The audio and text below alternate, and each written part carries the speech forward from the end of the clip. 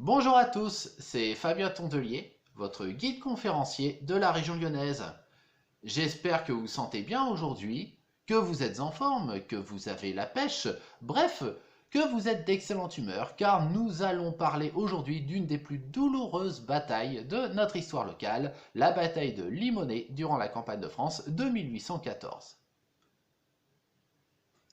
Alors oui, il est vrai que 2020 est une année bien pourrie, mais 1814 dans le genre, c'était pas mal non plus. C'était alors la fin de l'épopée napoléonienne.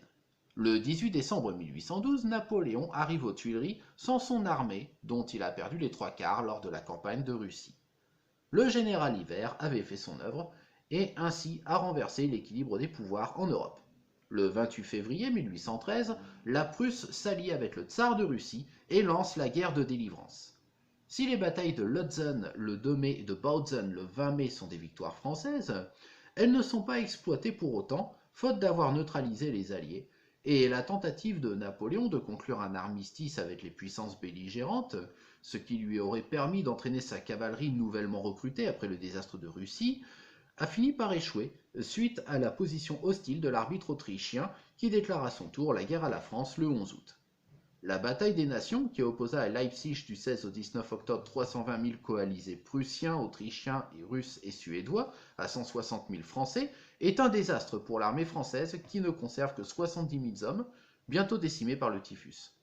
L'Allemagne est perdue, puis la Suisse et la Hollande, la Belgique, l'Italie et l'Espagne face à l'offensive anglaise de Wellington.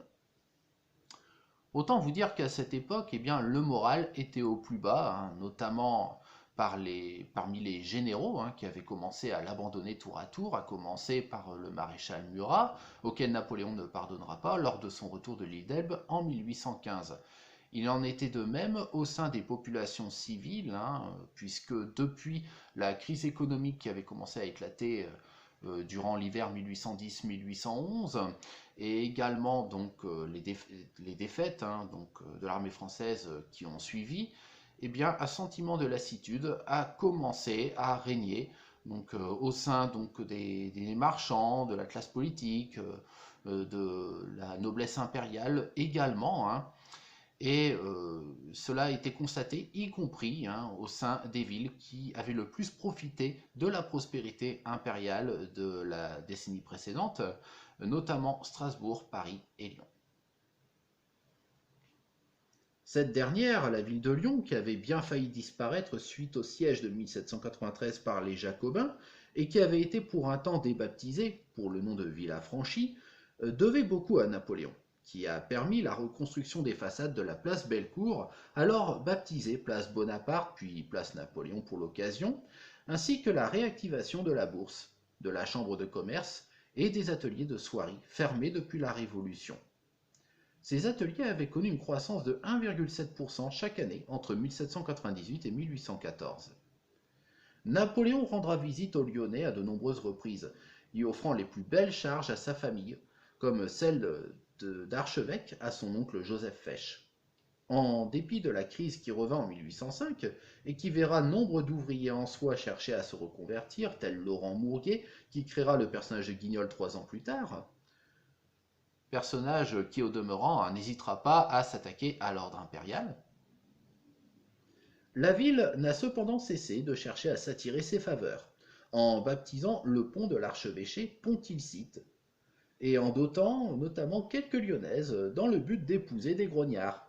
Mais en 1814, la situation était critique, et de sentiments patriotiques, à en croire les commissaires chargés de ranimer l'esprit public, il n'y en avait guère plus qu'aux frontières. Il en fallait là-bas, car au nord, il y avait, non pas les corons, mais le feld-maréchal prussien Blücher qui a atteint la Champagne, et au sud, le général anglais Wellington qui traverse les Pyrénées, et à l'est, fin décembre, c'est l'armée du feld-maréchal autrichien Bubna qui, après avoir pris Genève, menace la région lyonnaise. Le 14 janvier, le maréchal Augereau, commandant en chef de l'armée de Lyon envoyé par Napoléon pour les refouler et le rejoindre en Champagne en cas de victoire, constate des fortifications en ruine depuis la Révolution, rendant la ville vulnérable et même indéfendable, car seuls 1100 hommes à Lyon et 4000 hommes au total pour l'ensemble de la région étaient disponibles face aux 16 000 hommes de Bubna. Le 17, Bubna arrive et place ses avant-gardes devant Miribel, puis envoie 2 colonnes contre la Croix-Rousse et Saint-Clair, avant de lancer une offensive le 19 sur le plateau de la Croix-Rousse. Bubna établit son quartier général à Genève. En dépit du fait qu'il occupait déjà Mâcon, Bourg, Meximieux et Chambéry, ce dernier restait hésitant à l'idée d'attaquer Lyon. Et c'est ainsi qu'Augereau en a profité pour récupérer des troupes à Valence. Avec 28 000 hommes, Augereau reconquiert Mâcon, Bourg, Chambéry et assiège Genève. Mais il doit redescendre après avoir appris que 40 000 Autrichiens, sous les ordres du prince héritier de Hesse-Hombourg, se dirigèrent depuis Dijon vers Lyon, via la vallée de la Saône. Augereau revenu, les premiers combats eurent lieu près de Saint-Georges-de-Renin, mais les 14 000 hommes d'Augereau sont vite débordés par les 50 000 alliés. Et c'est maintenant que commence la bataille de Limonest. Ce dimanche 20 mars 1814, les troupes françaises sont déployées en arc de cercle autour de Limonest, de Couzon, rive droite de la Saône, jusqu'aux hauteurs de Tassin, en passant par Dardilly, afin de protéger Lyon. Les combats sont alors violents. 24 000 Français, dont 20 000 fantassins, 2 000 cavaliers, 2 000 artilleurs et une trentaine de canons, face à 43 000 fantassins, 5 000 cavaliers et plus de 100 bouches à feu. Alors il paraît qu'une bonne partie de la population lyonnaise avait profité de cette occasion pour aller assister au spectacle. Donc comme quoi les grands spectacles, les grandes reconstitutions grandeur nature, elles ne datent pas d'hier. Sauf que là pour le coup c'était un petit peu dangereux quand même pour eux.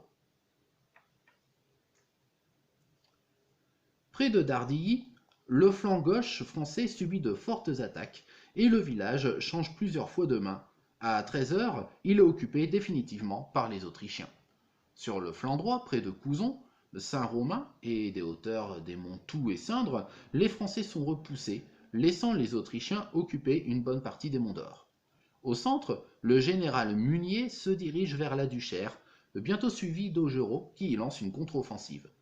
La nuit interrompt les hostilités et laisse à l'armée française, du moins ce qu'il en reste, le temps de se réfugier à Lyon.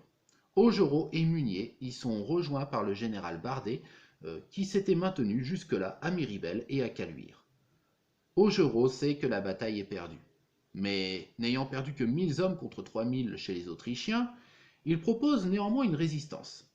Le comte d'Albon, maire de Lyon, refuse, préférant l'occupation à la ruine, la cité n'ayant plus alors que 4 jours de subsistance. Augereau n'insiste pas, et décide le repli en bon ordre le lendemain et traverse le Rhône par le pont de la Guillotière pour rejoindre la ville de Vienne. Le même jour, la défaite de Napoléon à Arcis-sur-Aube clôt la campagne de France. L'empereur abdique le 4 avril.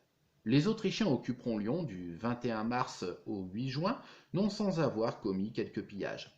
La Restauration déçoit assez rapidement les Lyonnais, qui acclameront avec enthousiasme le retour de l'empereur le 10 mars 1815.